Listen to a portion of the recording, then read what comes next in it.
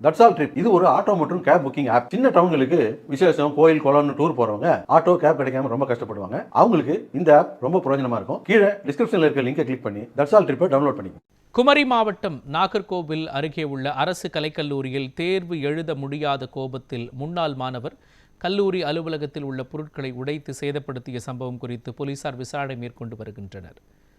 பரத் கரண் என்கிற முன்னாள் மாணவர் திடீரென கல்லூரி அலுவலகத்திற்குள் நுழைந்து அங்கிருந்த பொருட்களை அடித்து உடைத்து சேதப்படுத்தியுள்ளார்.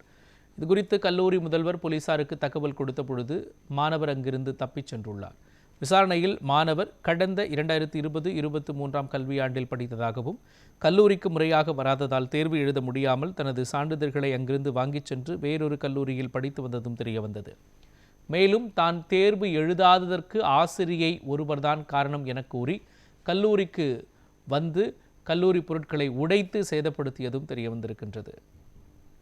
இன்னைக்கு காலையில ஒரு 11:30 மணி அளவில் எங்கள் கல்லூரிக்குள் ஏற்கனவே 4 ஆண்டுகளுக்கு முன்னாடி வெளியே சென்ற மாணவன் உள்ளே வந்து ஆங்கிலத்துறையில் ஒரு பெரிய கம்பை கொண்டு வந்திருக்கிறான்.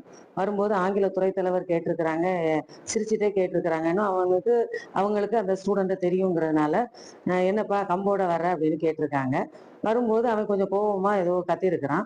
என்ன சொல்லியிருக்கிறான்னா, உங்களாலதான் எனக்கு வாழ்க்கையை போச்சுது அப்படிங்கிற மாதிரி ஏதோ ஒரு வார்த்தையை மட்டும் சொல்லிட்டு பக்கத்துல இருந்த பிளாஸ்டிக் சேரை கொண்டு வந்த கம்பால நல்லா அடிச்சிருக்கிறான். அடிச்ச உடனே மேடம் பயந்து என்ன பண்ணிட்டாங்கன்னா அவங்க டிபார்ட்மெண்ட்டை விட்டு வெளியில வந்துட்டாங்க.